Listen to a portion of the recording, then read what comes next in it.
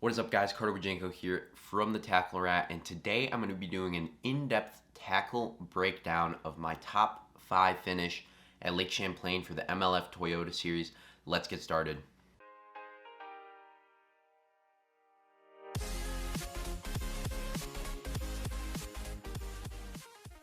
Alright guys, so today I'm going to be going through several of my fish catches from Lake Champlain. I have a lot of tournament footage here that's just been sitting this whole season, and I've finally kind of started looking at it.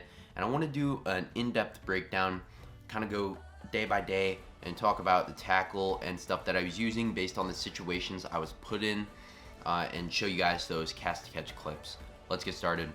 Alrighty guys, gonna get into the footage here. So Lake Champlain, if you guys aren't familiar with the lake, it's up in New York. It's a northern fishery.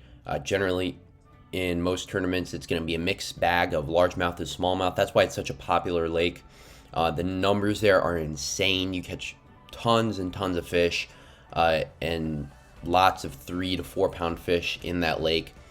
So my 3 tournament days, the first one, I'm going to start here and go through it.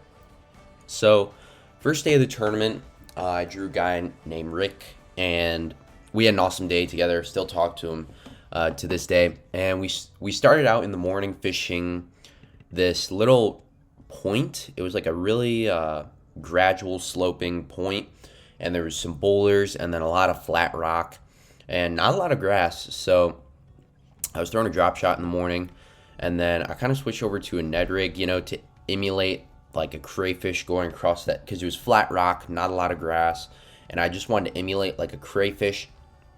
A lot of times they'll move across those rock flats, and Ned rig is a great way to imitate that. And then I had my first fish here, and as you can see, I'm using the Dobbins 702. So something I took away from the smallmouth fishing is that you definitely want a longer rod for smallmouth fishing.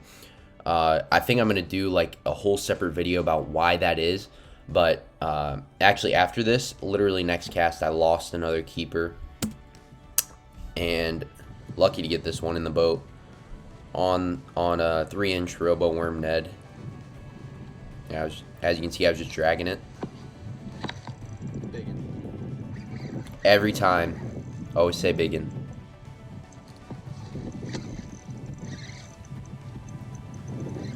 And then the other thing, as you can see, I'm using regular moss green braid. I've switched all my reels to high vis now. After smallmouth fishing, you definitely see why you have that advantage as far as being able to see those bites visually, and look at your line. And you can see the advantages of that high vis braid, being able to detect bites and see your line, as long as you use a fluoro leader. There's a nice one. I think I had 13 something that day. I was sitting in 13th. Thank you. That was a good one. And then we moved up to these grass flats in about 10 foot of water. And so what I was doing, kind of just pitching out to both sides of the boat. And it was shallow enough, it was 10 foot, and the grass came up, so you could see clumps of grass, sort of. So I was kind of pitching to that, and then looking on the graph and seeing if there was stuff I could pitch to. And then after that, I had 4 more keepers on a drop shot, pretty much doing the same thing. So as you can see here, I was just dragging it behind the boat, and I was using that 742. I gotta do a video about that rod because it's an awesome drop shot rod.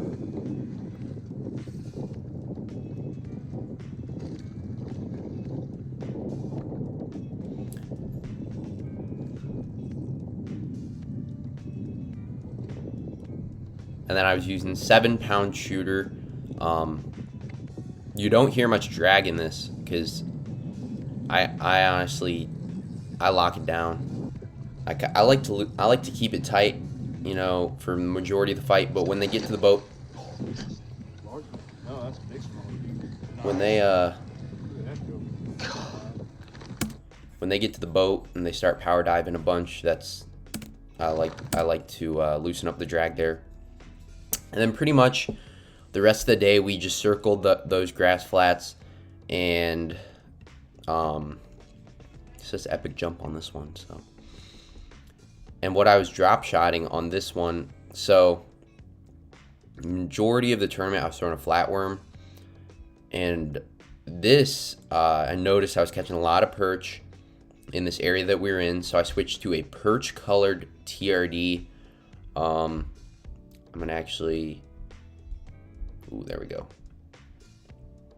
I was throwing a perch colored TRD,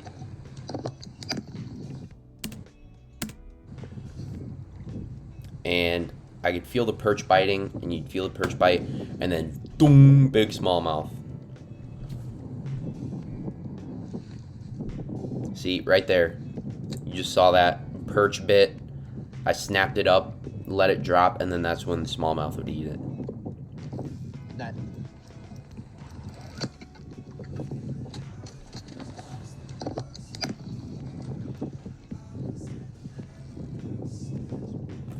So I was using that perch TRD,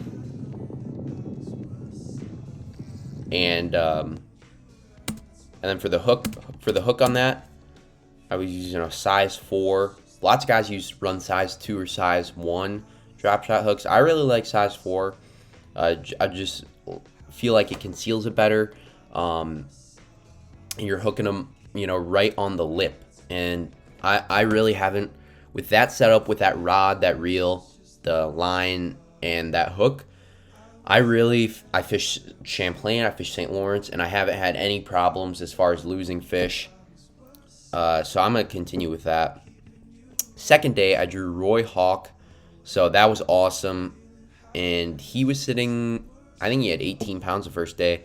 And we went down to tie. This was okay, so as you can see in this first clip, that's literally the first clip of the day. My hand is right there from turning the GoPro on. So I flipped to this grass clump, turned the GoPro on. Net. And then I have fish. I'll come on this side.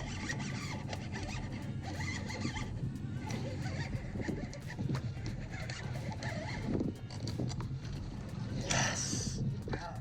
Thank you. Thank you. Sweet.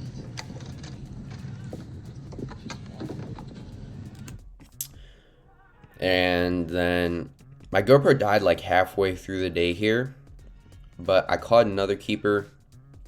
We were fishing, it was dirt shallow. It was on this rock point right here, so we're in chatterbait. Net. Another nice largemouth. Yes. Look how fat he is, dude. And I think I moved up to 5th. I had like 15 or 14, something like that. And Roy Hawk, awesome dude. And so glad that he took that second U.S. Open championship there on Lake Mead. But that was an awesome day. We ran to tie, and then I had 3 keepers down there. We ran back up because the fish really weren't firing that well down in tie as they were the day before. So we ran back up there, fished a small island, and I caught 3 smallmouth off that. So I culled one time, and then obviously my GoPro died. But the last day, made the top 10. I was sitting in 5th, and I drew JJ Judd. And for like the first 2 hours of the day was like me and him both had our limit. I had like 14 pounds, and then the rest of the day I only made 1 small cull, and that was it. But this was some of the most awesome smallmouth fishing ever. I mean, we were getting bites like pretty much every 10 minutes or so. I'm going to try to find it here, but water was glass. There's one that he hooked up on. I caught like a 4.5 and a 5, and then I had 3 other decent ones. But I had one 15-incher that I just couldn't get rid of that day. But right there, Big.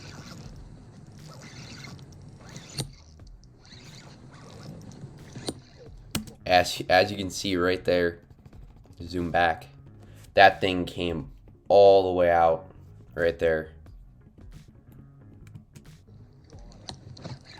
And then the JJ said that's a 6. But yeah, that was an awesome day. And I was throwing a flatworm there. Honestly, it really didn't seem like it mattered that much on like what color I was throwing. Just something that I was confident in. And then as you can see, I'm loosening up the drag there as it comes closer to the boat. And that's why you want to invest in those more expensive spinning reels. The whole difference with that. Oh wait. Yes. The whole difference with those more expensive spinning reels is you have a lot smoother drag. So, you know, with a cheaper spinning reel, let's say I was fighting that fish and I had 7-pound shooter, and the drag like kind of like comes out and then stops and it's like real rough. Well, when they go to power dive and it does that, a lot of times it'll break. So that's why you want to have that smoother drag. As you can see, as a giant. That's probably my PB smallmouth, but I didn't weigh it, unfortunately. So again, on that same setup, as far as like the whole drop shot deal, just throwing a green pumpkin flatworm, same as everybody else, but kind of just dragging it. And then here is the 4-pounder that I had, I think.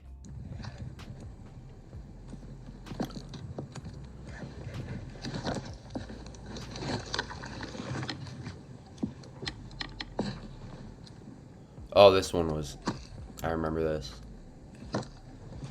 We'll see here in a couple seconds.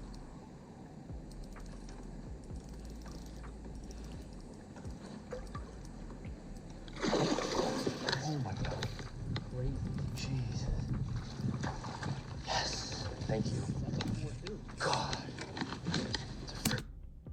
Another tank. Those were my two biggest ones. And that day was all smallmouth. And then here's another epic one.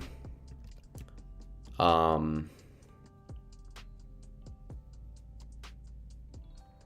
was fighting it. It was like a two something pounder.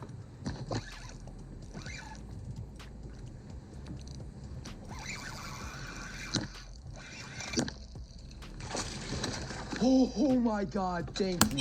And it jumped, it come up, as you can see, it freaking like shot up like a rocket and came off, and he got it in the net. Coming up.